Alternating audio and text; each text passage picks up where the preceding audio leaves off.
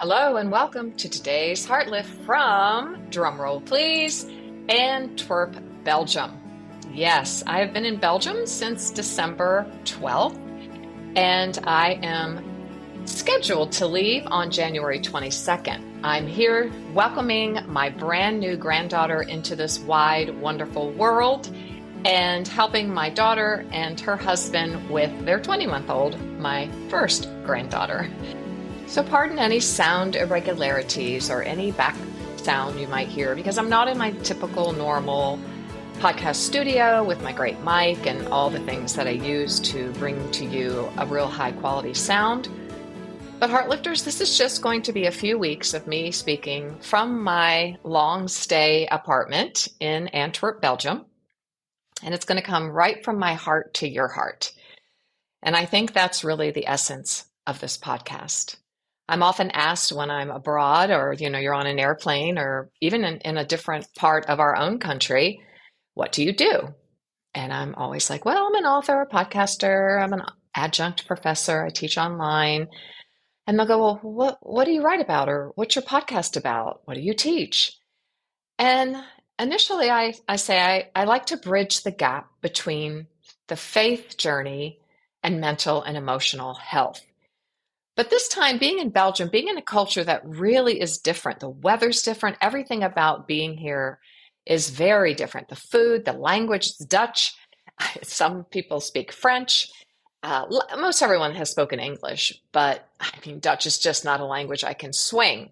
When I would travel to Uruguay to see my daughter where they were living previously, Spanish was a little bit easier and I could catch a little bit more.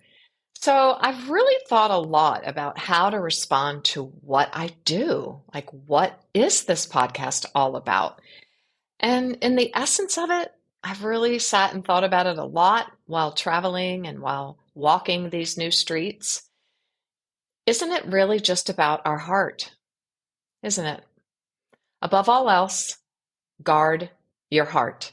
Proverbs 4:23. For everything flows from our heart. Everything in our life, our influence, our actions, our reactions, our responses, our attitudes, our tone of voice, our relationship strengths, our relationship weaknesses. Everything in our life comes out of how we take care, how we guard, how we nurture our hearts.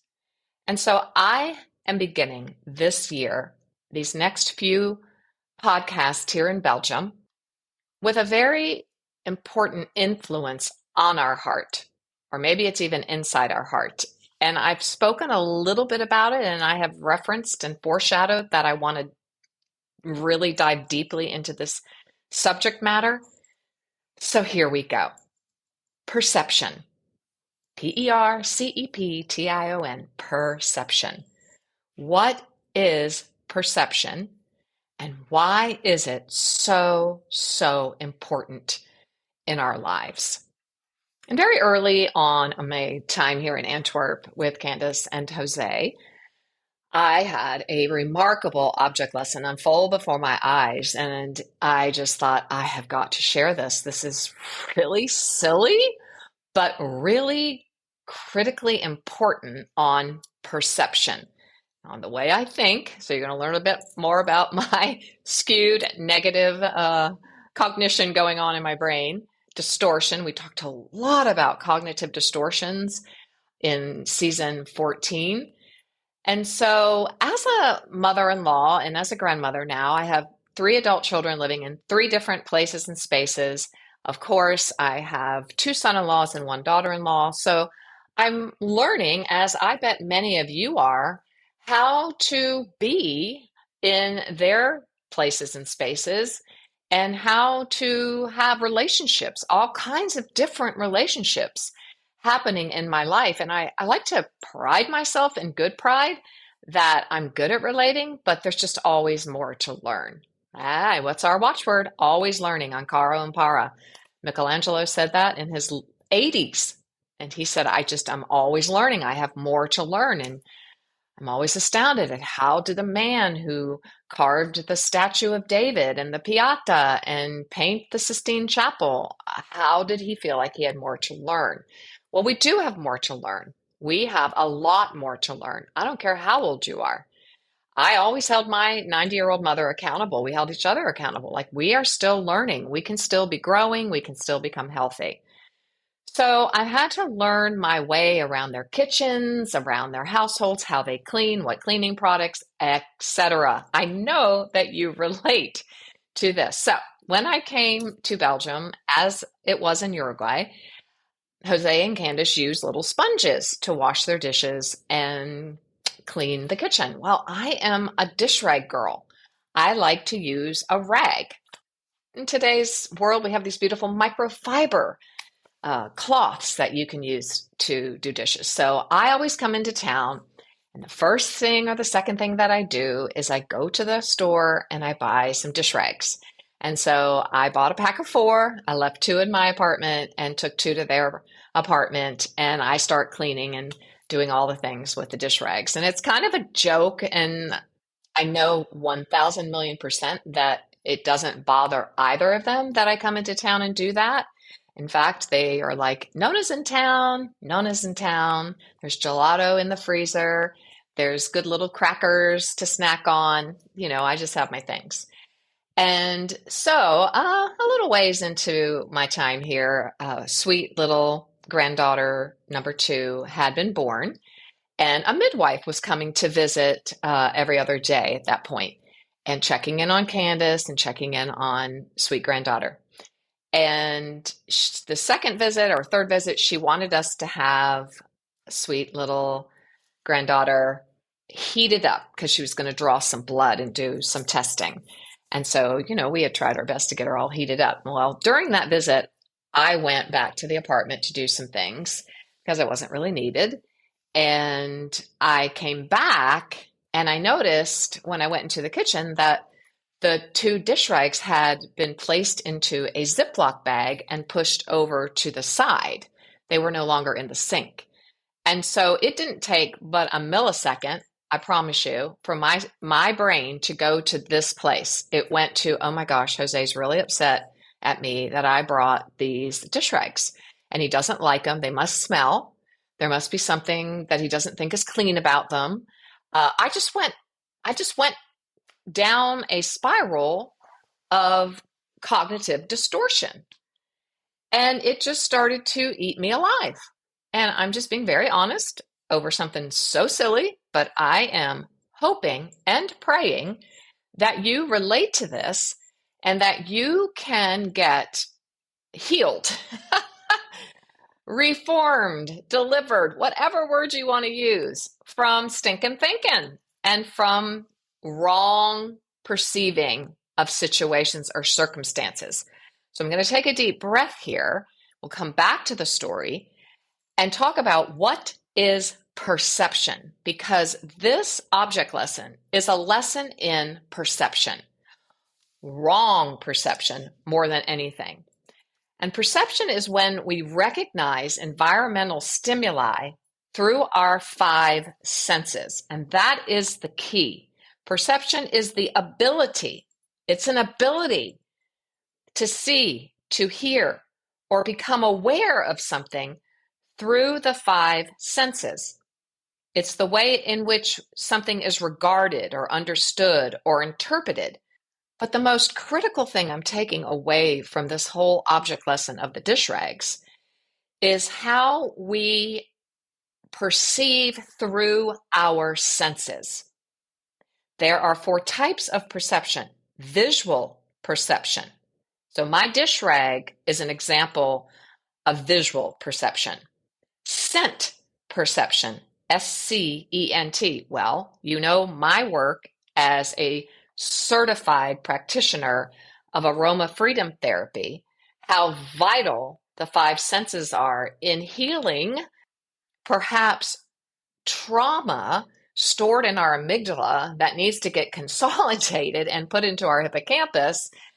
Short version of that is we have stinkin-thinkin because somewhere along our life we have experienced a little t, a middle T, or a big T, or an extra big T trauma. And trauma is any emotion that's too big for our body to carry. So somewhere in my history, my nature nurture history, I have taken on this mindset that when I see something I'm using in my daughter's kitchen got put into a Ziploc, somewhere I thought, what have I done wrong? I have done something wrong. I am not loved. I have done something that is not acceptable in this place. Now, I'm not going to analyze myself. I've done that in plenty of our episodes, but something, my ability to see, hear, or become aware of something through my senses has been skewed. So 4 types of perception: visual perception, the dish rags; scent perception, maybe you smell a smell, whether it's gingerbread, lavender, chocolate chip cookies, I'm not sure, you fill in that blank. Touch perception, perhaps when someone touches you a certain way, your body goes into an alarm state. Taste perception. So our perception, the way that we see, hear, or become aware of something, is activated by our different senses. The lean-in moment here is to understand that perception is how we experience and give meaning to our surroundings. It's most important because it allows us to experience our environment, those places and spaces in which we are in. It allows us to experience our environment and interact with it in ways that are both appropriate and meaningful. And I am taking this information from one extremely well-written article by Kendra Cherry. She has her master's in education, and it was medically reviewed by a Dr. Stephen Gans in Very Well Mind. And I will absolutely link this very clear, beautifully written article on perception and why it's important. We use perception in our mind and in our communication to identify how our loved ones may feel. Okay, so there it is. I used my ability of perception in communication to identify how my loved ones may feel. Now, I did not perceive that correctly because I have skewed thinking. And I'm sure that this lovely little dish rag object lesson happened to increase my awareness and to help me grow. And I love how Roy T. Bennett, a beautiful writer in The Light in the Heart, he says this: the outer world is a reflection of the inner world. Well, now that could be Proverbs 4:23, couldn't it? Above all else, guard your heart, because absolutely everything in your spheres of influence outside of your body is influenced by what's inside of your heart. He continues, other people's perception of you is a reflection of them. Your response to them is an awareness of you. Let me repeat that very last part. Your response to them is an awareness of you. Now, at this point in the kitchen with the dish rags and the Ziploc on the side, I had no interaction with either Jose or Candace. None at all. And so the day went on and it just kept really nagging at me like skewed thinking, cognitive distortion will do. It just kept saying, oh my gosh, I've done something. So I've offended them. Why, what have I done? I mean, can you hear the angst in my voice when I even repeat this lesson? It's so silly how much time and energy I gave to 2 dish rags. Oh, I really want us to begin this new year with an increase in healthy perception, an increase in our capacity and ability, right, to see and hear and take in life from a healthy stance. Carl Jung said this: everything that irritates us about others can lead us to an understanding of ourselves. Now, in this case, I was not irritated by anyone, but there are many, many, many, many times I am. And so my irritation with someone else, as C.S. Lewis once said, is a pinprick in my life to bring me to a greater understanding of myself. C.S. Lewis also writes in The Magician's Nephew, what you see and what you hear depends a great deal on where you are standing. It also depends on what sort of person you are. Oh, and that's why we're here, Heartlifters. That's why we're here at the beginning of a new year, a fresh canvas, a blank page. We are here to increase the awareness of what's going on inside of our heart, our mind, our soul, and our body, so that we can live in a beautiful, appropriate, meaningful relationship with the world around us. You see, we perceive continually. It is a continual process in our lives, 24 hours a day, 7 days a week. It's mostly on the subconscious level. And remember, our subconscious is where our senses are most active. Our smell, our sight, our sound, our taste, and our touch. That's always continually evoking some kind of deep inner reaction or response in our bodies. This is where sensory details happen. And if we have anything that is still not consolidated, any negative image, any negative memory, any negative circumstance or relationship heart rift, if we still have something inside of ourselves, a grudge, an offense, if we're still holding on to anything like that inside of our heart, that is why we're here, to move through that, to make sense of it, to make peace with it, so that we can move forward and live appropriately. So later on that same day, Candace and I finally get a moment to catch up, and she begins sharing what the midwife said and what she shared and all the beautiful things that happened during that visit. And she said, yes, and we didn't get baby granddaughter number 2, which I cannot announce the name or anything until I get permission, was not heated up enough. And so she says, Jose had to go, and he went in and found the 2 dish rags that you bought because they're cloth, and he heated them in the microwave, and he got them just the right temperature, and we put them on beautiful granddaughter baby number 2's hands, and they just warmed up immediately, and she was able to get a really good blood draw. And yeah, so I'm sitting there on the couch, and I said, oh, Jose used those dish rags to help heat her beautiful little hands and body so that you could get a very accurate blood draw. And then he put him in the Ziploc because he just wanted to keep them to the side till they cooled off or whatever.